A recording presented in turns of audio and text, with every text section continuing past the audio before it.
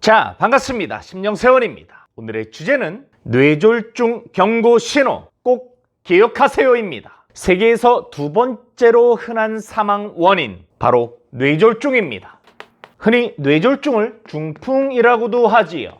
크게 두 가지가 있지요. 뇌혈관이 막힌 뇌졸중은 뇌경색, 혈관이 터지면 뇌출혈입니다. 자, 이 중풍 뇌졸중 왜 생길까요? 뇌에 혈액 공급이 제대로 되지 않아서 생깁니다. 혈액 공급이 되지 않으면 혈액 속에 산소가 부족해지죠. 그래서 뇌세포가 갑자기 죽게 되는 것입니다. 그래서 손발의 마비, 언어의 장애, 호흡 곤란 등의 증상이 나타납니다. 한마디로 중풍 뇌졸중은 뇌의 동맥이 막히거나 파열돼서 뇌로 가는 혈류가 방해받을 때 생겨납니다. 이때 무엇보다 중요한 것이 있습니다. 뇌졸중을 발견하고 도움을 받는 데는 무엇보다 속도가 가장 중요합니다. 즉각적인 치료가 생사의 차이 또는 장기적인 장애의 차이를 불러올 수 있기 때문입니다. 자, 그러면 이 뇌졸중 속수무책 당하고만 있을까요? 아닙니다. 다행스럽게도 이 뇌졸중은 징조가 있습니다. 미국 뇌졸중 협회는 뇌졸중 증상을 인지하기 위해서 패스트 평가를 만들었습니다.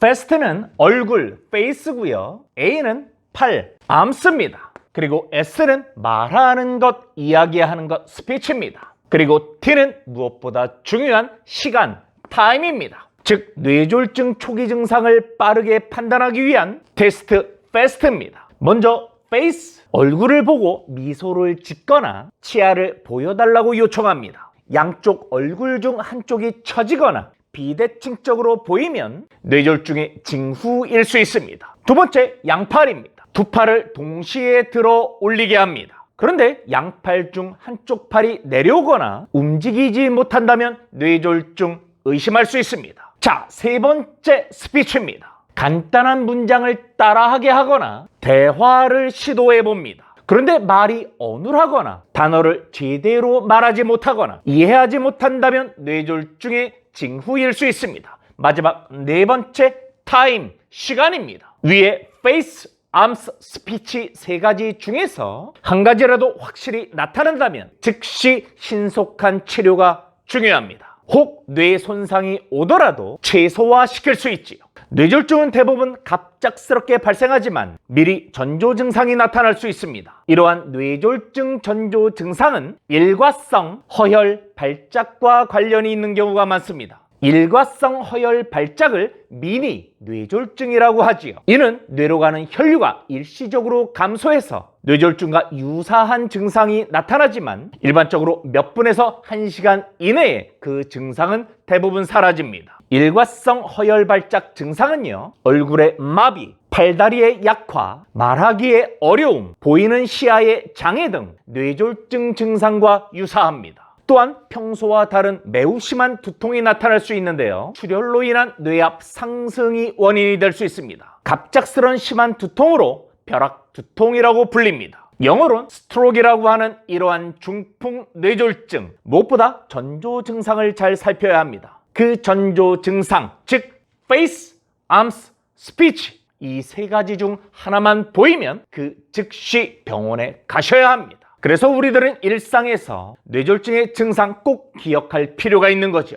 자, 그러면 뇌졸중 예방 또한 중요하겠죠. 가장 중요한 것은 규칙적인 운동입니다. 규칙적인 운동은요, 혈액순환을 원활하게 해줍니다. 그에 따라 혈압을 안정시키지요. 그러면 혈전 형성이 되는 위험을 낮출 수 있습니다. 일주일에 3-4번, 하루에 30분에서 1시간 정도 규칙적인 유산소 운동과 무산소 운동을 적극 권장합니다. 그리고 식단도 중요하지요. 지나치게 짜지 않은 저염분, 그리고 칼륨은 좀 많아야 합니다. 고칼륨 식단 권해드립니다. 식이섬유가 풍부하고요, 포화 지방이 적은 식단 중요합니다. 무엇보다 중풍 뇌졸중은 비만과도 연관이 많습니다. 살 빼야 합니다. 왜냐하면 비만은요, 뇌졸중의 원인이 되는 고혈압, 당뇨병, 고지혈증을 유발시킵니다. 그래서 뇌졸중을 예방하려면 적정 체중 유지는 필수입니다. 그리고 금연, 금주 이 또한 중요합니다. 흡연은 혈관을 손상시키고요, 혈전을 유발시킵니다.